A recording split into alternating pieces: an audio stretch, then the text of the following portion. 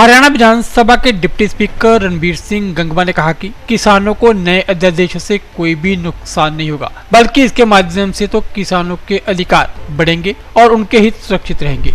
उन्होंने स्पष्ट किया कि नए अध्यादेशों ने ना तो एमएसपी में कटौती होगी, न मंडियों में आड़तियों के माध्यम से होने वाली खरीद बंद होगी। उन्होंने कहा कि पूर्व में चल रहे प्रावधानों के साथ साथ इन अध्यादेशों के माध्यम से किसानों को अपनी फसलें देश के किसी भी हिस्से में बेचने की आजादी मिलेगी। इसके साथ एक देश एक बाजार की नीति लागू की जा रही है।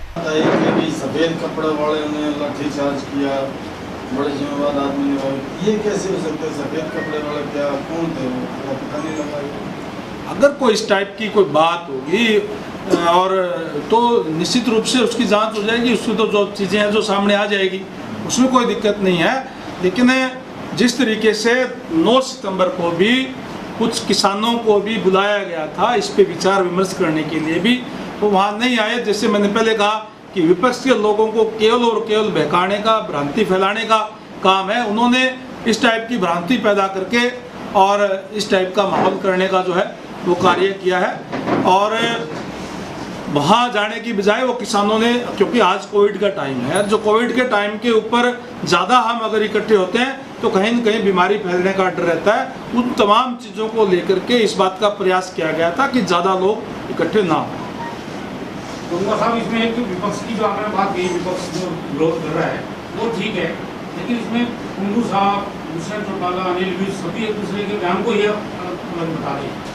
इसमें ऐसा नहीं लग रहा सरकार भी इसमें कुछ उलझी हुई है? नहीं, सरकार के चाहे दुष्यंत जी है, चाहे आपने विज साहब का नाम लिया, किसी ने ये कहा कि अध्यादेश गलत है। अध्यादेश किसानों के हित के अंदर है और आप सारे के सारे पत्रकार साथी हो और आप लोगों का जो है सारे हर जगह जाता है प्रचार। आप बताएं उस अध्यादेश के अंदर पढ़ करके कि एक चीज़ भी किसान के कोई खिलाफ की हो।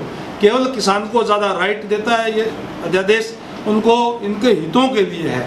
और जैसे मैंने पहले कहा कि एमएसपी पे कोई ये पीछे हमने इसकी सरसों की खरीद की और जब किसान की फसल जब आई उस समय पे 3600-3700 रुपये मार्केट के अंदर सरसों की जो है वो रेट था। और क्योंकि सरकार ने ज़्यादा खरीद की इस बार, तो मार्केट रेट भी उसका बढ़ गया, 4200 रुपये, 4250 रुपये हो गया था। सारी चीज़ें आप लोगों के सामने हैं। क्योंकि रजिस्ट्रेशन जिन लोगों का नहीं हुआ था उनकी तो खरीद नहीं सकते। जिन किसानों ने रजिस्ट्रेशन करवाया उन तमाम की फसलें जो खरीदी गई। लेकिन जो बयान अदालत की बात जो कही है वो है लाठीचार्ज को लेकर। क्या आप मानते हो लाठीचार्ज हुआ था किसानों को? देखिए, अगर कोई जो भी बात हुई है, अगर वहाँ कोई लाठीचार्ज की बात है या और कोई बात है तो जांच का विषय जांच हो जाती है, उसमें क्या दिक्कत है? जी, अभी ये बात चल रही है कि सरकार से किसान संगठनों की बातचीत की बात हो रही है, लेकिन अगर नहीं होती तो 20 को उन्होंने बंद की कॉल दी। मैं तो केवल आपके चैनल के माध्यम से, आपके प्रेस के माध्यम से किसानों से यही कहना चाहूँगा कि किसी की भ्रांति में आने की बजाय आप इन अध्यादेशों के अंदर कमी बताएं कि भी ये कमी है, सरकार उसको दूर करने का काम करेगी।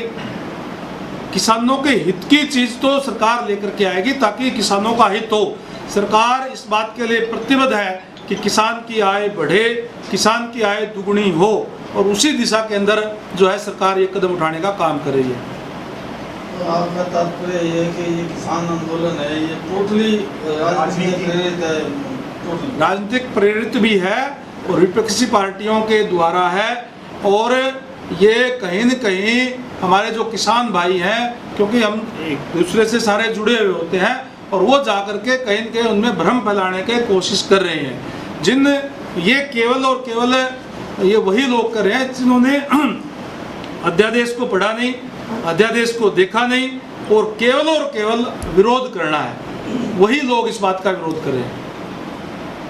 किसानों का यह भी कहना है सर, जब किसानों के लिए निर्णय लिया जाता है तो हरियाणा सरकार के द्वारा उनके साथ विचार विमर्श नहीं किया जाता, तो इसके बारे में आप क्या कहेंगे? किसानों के साथ क्यों नहीं विचार विमर्श किया जाता? हरियाणा के अंदर तो जो पॉलिटिक्स के अंदर भी है वो भी किसान है और हमारे अलग अलग पार्टी वाइज भी संगठन भी बने हुए हैं, अलग अलग मोर्चे भी बने हुए हैं। और जो भी मौजूद जो किसान होते हैं, समम माननीय मुख्यमंत्री महोदय ने भी इस कोरोना काल के अंदर भी रेस्ट हाउस के अंदर जाकर के कई जगह पे जो चुनिंदा किसानों से भी बैठ करके संवाद करने का काम भी किया है, बात करने का भी काम किया है। ये तो हो ही नहीं सकता कि कोई भी निर्णय लिया जाता है किसानों से बात ना हो। किसान हितैषी सरकार है। सबसे ज़्यादा, जैसे मैंने पहले कहा कि एमएसपी पे अगर कोई खरीद किसने की है इस सरकार के अंदर हुई है, तो और कौन इससे ज़्यादा किसान हितैषी होगा। किसानों के लिए नई नई स्कीमें जो लेकर के आए हैं वो भी इस भारतीय जनता पार्टी के सरकार के अंदर जो है वो आई है। अभी ये कोरोना काल के अंदर भी हमने अस्थायी मंडियाँ गांव-गांव में बना करके वहाँ पे व्यापारियों को और हमारे अधिकारियों को और वहाँ बेच करके किसानों को खरीद कराने का काम किया, ताकि किसी भी प्रकार